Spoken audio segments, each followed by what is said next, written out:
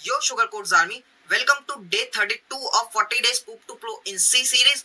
आज हम देखने वाले हैं खुद का डेटा टाइप, जहां एक नेम, एक एज और मार्क्स मिलाकर स्टूडेंट बन जाता है। सी में बिल्ट इन डेटा टाइप से काम चल जाता है, लेकिन जब एक ही एंटिटी को मल्टीपल पीसेस या data like name, age, marks manage करना हो, तब स्ट्रक्चर्स का मैजिक चालू होता है। अब स्ट्रक्चर का डिजाइन समझ लो थोड़ा। ये शुरू होता है स्ट्रक्ट से, फिर उसके बाद स्ट्रक्चर का नाम आता है कि तुम्हें क्या नाम रखना है। उसके अंदर तुम उसका डेटा टाइप और मेंबर्स को डालते हो, मतलब अपना कस्टम डेटा टाइप डिजाइन करो, बिल्कुल अपनी कार डिजाइन की तरह। हमने एक स्ट्रक्चर बनाया है स्टूडेंट नाम से, जिसमें हमने नेम, एज और उसके मार्क्स को रखा है एज अ मेंबर, और सबके डेटा टाइप अलग है। अब इसको तुम एक्सेस कैसे करोगे? स्ट्रक्ट डालो, अपने स्ट्रक्चर का नेम डालो और वेरिएबल बना दो। ये वेरिएबल जैसे S1 यहाँ बना है, यही तुम्हारा यूज होगा तुम्हारे बाकी की चीजों को एक्सेस करने के लिए। इसके बाद इसमें वैल्यूज कैसे डालनी है? कर्ली ब्रेसेस के अंदर तुम अपना डेटा डालो तो तुम्हारा डेटा पहुंच जाएगा। अब तुम्हारा डेटा पहुंच गया, अब तुम्हें इसको एक्सेस कैसे करना है? बस तुम इतना याद रखो कि जो तो डेटा टाइप है उसके अकॉर्डिंग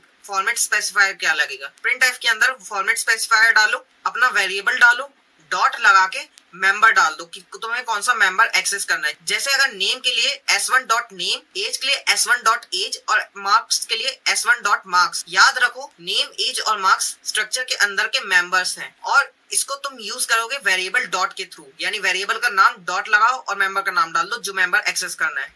और अब स्ट्रक्चर इनिशियलाइजेशन को थोड़ा डीप में समझाता हूँ। इसके दो तरीके हैं। डायरेक्ट इनिशियलाइजेशन, जो मैंने पहले ही बता दिया है कि कर्ली ब्रेसेस के अंदर तुम पूरा डेटा डाल दो।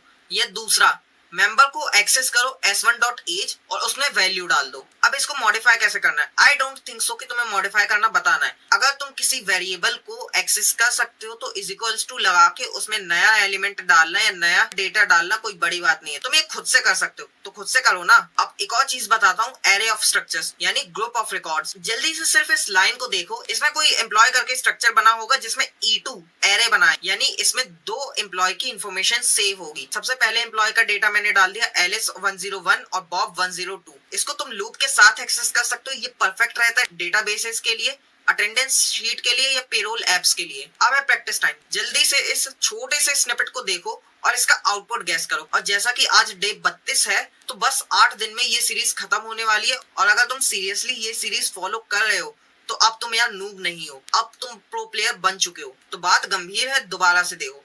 नोट्स के PDF चाहिए तो ज्वाइन करो मेरा WhatsApp channel, link is pinned in the bio. Till then, code hard, debug hard. Peace out, sugar codes army.